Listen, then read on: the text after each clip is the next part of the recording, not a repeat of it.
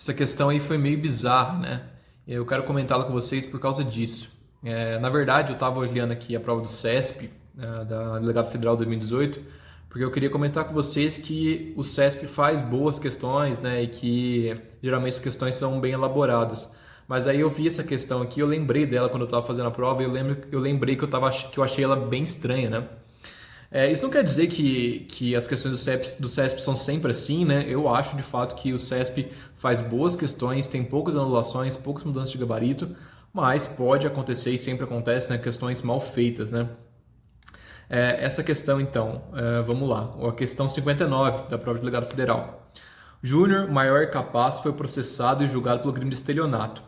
Tendo verificado que Júnior tinha sido condenado pelo mesmo crime havia 2 anos, o juiz aumentou a pena em 1/3.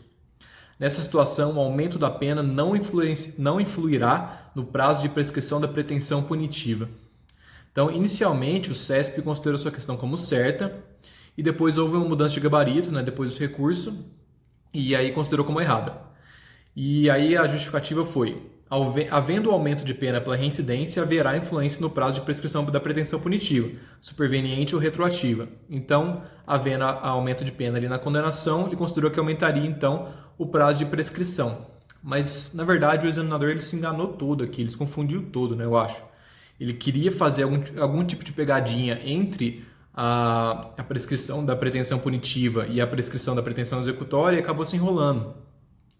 Ele queria fazer alguma pegadinha com relação ao artigo 110 ali, né, do Código Penal, que diz que a prescrição, depois de transitar em julgado a sentença condenatória, regula-se pela pena aplicada e verifica-se nos prazos fixados no artigo anterior, os quais se aumentam de 1/3 se o condenado é reincidente.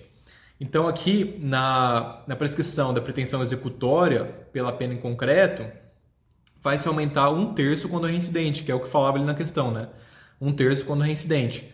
Mas ali na questão fala pretensão punitiva, não é a pretensão executória. Então não está falando aqui desse artigo aqui. Ele está falando, na verdade, de uma agravante, né, da reincidência como agravante, e vai influenciar na pena em si, na sentença, né? E aí, teoricamente, então, o aumento de pena na sentença aumentaria, na verdade, poderia aumentar o tempo de prescrição, né? Então, esse é um primeiro problema. Não necessariamente o aumento da pena ali na sentença vai aumentar a prescrição punitiva retroativa. Quer dizer, o crime ele é de estelionato. O estelionato tem a pena de 1 a 5 anos. Então, se, por exemplo, ele impôs uma pena de 2 anos, com um aumento de 1/3, daria 2 anos e 8 meses. Sendo 2 anos ou 2 anos e 8 meses, quer dizer, sendo 2 anos, a prescrição se daria em 4 anos, né? Então, em 4 anos, se o máximo da pena é igual a 1 ano, sendo superior não excede a 2. Então, 2 anos, a prescrição se daria em 4.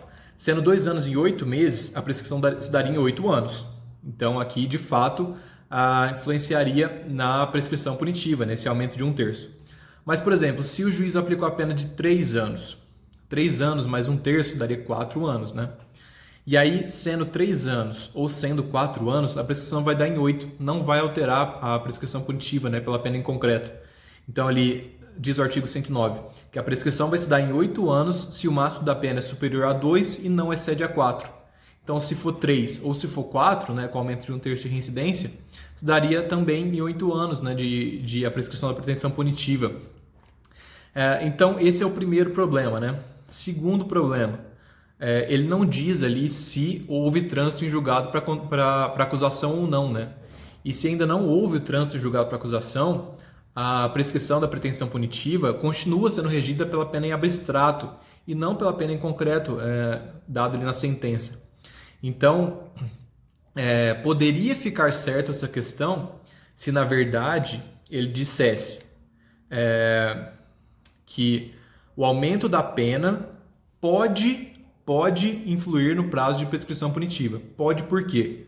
Porque vai depender da pena aplicada pelo juiz e vai depender se a acusação entrou com recurso ou não, se houve o trânsito julgado da sentença para a acusação. Quer dizer, se ela não entrou com recurso ou se esse recurso não foi provido pelo TJ, né? E aí vai ser a pena em concreto que vai regular a pretensão, a prescrição punitiva retroativa, né? E eu também acho que o examinador fez toda uma confusão aqui com relação a isso, né? Porque ele usou ali a reincidência, o aumento de 1/3, né, da prescrição pela reincidência, para falar ali de uma reincidência como agravante, né? E a reincidência como agravante, na verdade, segundo a jurisprudência, aumenta-se 1/6, né? Não aumenta ali, as agravantes não aumenta 1/3 da pena, aumenta 1/6. Então eu acho que o examinador fez toda uma confusão aí entre prescrição da pretensão punitiva e prescrição da pretensão executória. É uma questão confusa mesmo, espero que vocês tenham entendido.